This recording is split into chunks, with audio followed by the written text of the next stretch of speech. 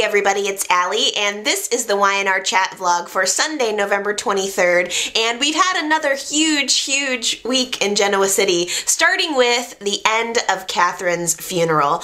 I have to say, I've really enjoyed seeing the old cast of characters back together to say a final farewell to Katherine. It's been really nice just seeing all of those old dynamics, and I think that we've seen some really great performances, especially by some of the people who spoke at the funeral this week. For instance, Brock. I'm a Brock fan. I think that he's just such a good man, and he did a great job of emceeing. Brock was the MC of Katherine's funeral. I think he did a really great job. I enjoyed watching him. Esther, now I am not normally an Esther fan, but her speech was just so sad and so cute, and you could just tell she just misses her longtime friend so much, and even Esther tugged at my heartstrings this week, I have to say. Also, I thought that Jill, now we can say what we want about Jill, and believe me, you know my opinions on Jill, but I thought that Jess Walton did a really wonderful job in her speech that she gave to the group at the funeral. You could totally feel the sense of regret and guilt and everything. You could hear it in her voice. It was really quite wonderful. Jill definitely made me cry a little bit during that scene. I was a little bit surprised that there was no speech from Nikki. Now, I don't know if that's just because Nikki was so distraught. I mean, clearly the disaster that is Nikki's life now probably prevented her from putting together even a couple of sentences to talk about Katherine, but I was expecting to hear a speech from her above everyone else. But really, I think that Katherine's death and the funeral was just a sideshow for the real action, which was Victor's return to Genoa City. He walks right down the aisle, sits right in the front row, while all eyes are just like glaring through the back of his head. And I think the set of eyes that was most glaring had to be Jack. Jack's reaction was priceless.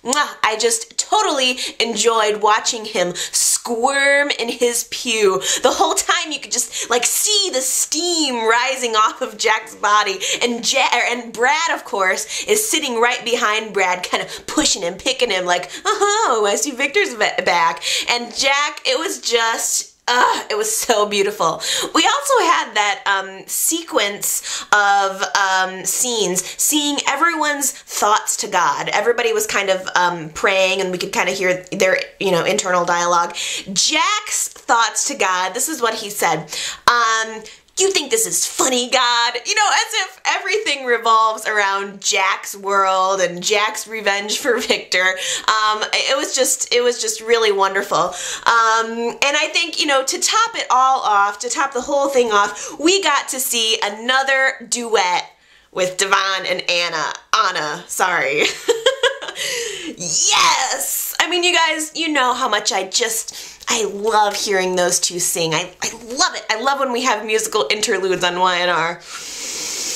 Now, okay, you guys, I'm not saying that they're not good, and I'm not trying to be mean. I'm just saying that I don't care. I don't want to have I don't know, Ahna and Devon they could both disappear and I wouldn't even care. I know that's really bad, but also it bothers me that the guy that plays Devon, that his name is Brighton. No last name at all, it's just Brighton. It's just like, come on, dude. Okay, that's really mean, I'm sorry. But anyway, I'm gonna let you guys give me your feedback on Devon and Ahna if you would like to. Feel free to post a comment and feel free to rip me a new one, I'm sure you will. But later at the reception, there were also some really key moments. First of all, Sharon basically blamed Eden for Noah's bad behavior. What? I couldn't even believe it. I was ready to see Lauren just kind of smack Sharon for that implication. I mean, definitely Eden has gotten Noah into a little bit more trouble lately, but we all know that Noah was getting into trouble way before she even came onto the scene, and I just thought it was, you know, just the way Sharon was trying to approach it was just kind of gross. You know, like if another mom would have said that about your kid, you definitely, you know, you would have been a little bit mad about it. So I was happy to see Lauren. Lauren kind of gave her like the mental finger and just sort of walked away. Yeah, I thought that was a really interesting little confrontation there. But also about Lauren.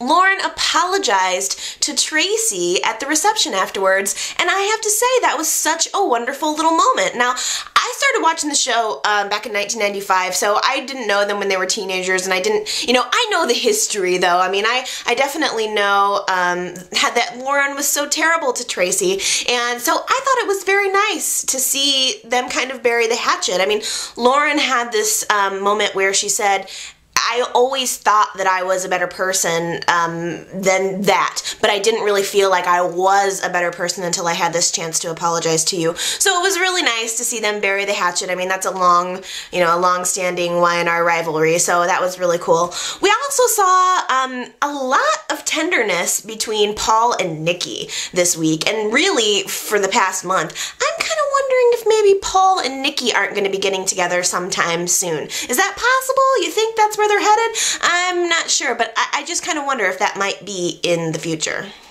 Okay, so now the real Catherine has been discovered by good old Murph. He found her down at the lake. He thankfully brought her home. And, you know, I'm appreciative of that. But, you know, thanks, Murph, but you really should have taken her to the hospital. I mean, even if you think it's Marge, but she's not remembering things that she should be remembering, you know? If you find somebody down by the lake all bloody and bruised, I think you take them to the hospital. And now Catherine's getting her memory back to the point where she has, you know, kind of a knee-jerk bad reaction to going to the hospital, so he's not going to get her to go then. I mean, you know, all in all, I think Catherine is very lucky that Murph is as nice of a guy as he is, because he could have been a serial killer, you never know. But he's calling her Marge, and she's very confused. And I think that probably by next week, we're going to see Catherine at the diner slinging hash, and I think that that's probably where one of the primary characters, maybe Nikki, Jeff, somebody is going to end up discovering where Catherine is and that she's still alive. The will. The will was much anticipated by me. I was so interested to hear how it all went down. Basically, only about 5 or 10% of the stock went to anybody other than Jill. Yet Jill was so mad every single time anybody except one of the kids got something. She was just like rah, rah, rah, rah, angry. Only 1% to Brock. Is that kind of a slap in the face? I mean, Brock is as much Catherine's son as Jill was, and he got only 1%. I would have expected him to get a little bit more. Danny, Gina, Nina's son Philip, they all got like half a percentage point of the will. And just by the way, can Nina please stay? I thought she was really funny. She had a lot of good quips at the funeral and afterwards. I'd like to see her stick around, please. But big news. Esther got half of the house, which I think is as it should be. I'm happy that Esther will be staying on at the house, and Jill and Esther can battle it out through until they're both 90 years old. I think that's hilarious, and that's exactly, if Catherine were dead, how she exactly wanted it. Love it. Nikki got the jewelry, which I'm sure was a pirate's loot, since we know that Catherine loves her gold and gemstones, so Nikki definitely got that. You know, okay, why does Jill have to be so cruel to Nikki? It kills me inside. I mean, Nikki was the bigger person and said to Jill, I hope you're not upset that Catherine gave me the jewelry. And Jill just kind of like jabbed at her like, yeah, your life is such a mess right now. You know, I can't be mad at you. Or just something really rude. I can't remember what the exact line was, but why does she have to be so mean to her? I have to say that I was really hoping that Nikki would end up inheriting a part of Chancellor Industries, or that she would get the board seat, the chairman of the board seat or something. I want to see Nikki come back and give Jill a little bit of what Jill's been dishing out.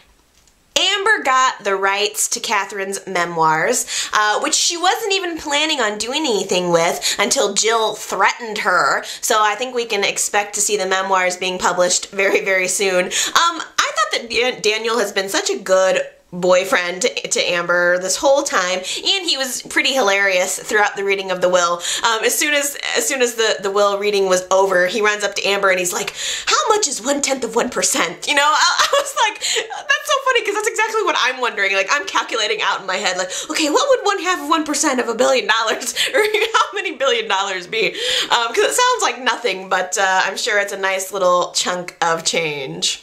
Okay, so this is going to be the end of part 1 of the video. It just flew by, but I still have so much left to talk about, so I'm going to be posting a part 2. So please come back and join me for that. It will be posted right after this one.